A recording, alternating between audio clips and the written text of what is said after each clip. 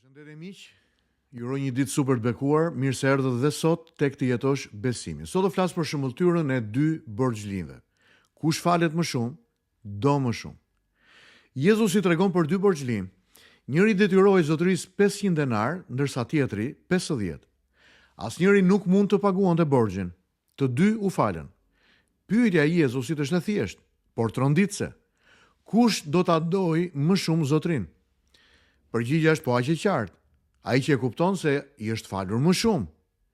Kjo shëmbulltyrë nuk flet për madhështinë e mëkatit, por për thellësinë e ndërgjegjësimit. Problemi nuk është sa borxh kemi pasur, por sa thellë e kuptojmë faljen. Një figurë historike që e mishëron këtë përvojë është John Newton, ish tregtar skleverisht dhe autori i himnit të famshëm Amazing Grace ose Çhir madhështor.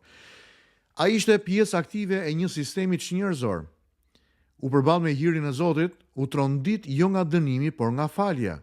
Newton i shkroi: "Unë jam një mëkatar i madh, por Krishti është një shpëtimtar edhe më i madh." Dashuria e tij për Zotin buronte nga fakti që ai e dinte se çfarë i ishte falur. Siç edhe filozofi Blaise Pascal tha, njeriu nuk mund të dojë vërtet pa e kuptuar më parë se sa shumë i është falur. Lejoni të ndaj disa të vërteta që dua të mbesin me ju. E para, falja është themeli i dashurisë së vërtetë. Dashuria për Zotin nuk lind nga detyrimi, por nga mirënjohja për dashurinë e tij. Së dyti, vetë drejtësia e zvoglon dashurinë. Ai që mendon se ka pak për t'u falur, do të ketë pak dashuri. Së treti, të dy janë borxhli, por vetëm njëri e kupton këtë. Në mbretërinë e Zotit nuk ka njerëz pa borxh.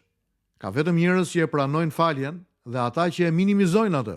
Agustini do të shkruante: "Sa më thellë një mëkatin tënd, aq më lart ngrihet dashuria jote për Zotin."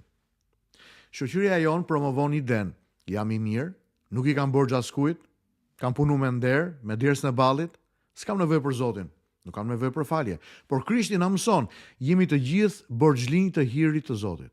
Nietzsche do të thoshte, mirënjohja është forma më e lartë e fisnikërisë.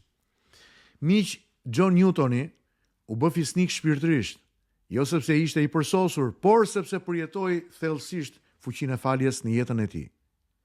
Mbase Zoti sot na drejton këto pyetje: a e shoh veten si borxhlin ndaj hirit apo si një njeri që s'ka bërë shumë gabime?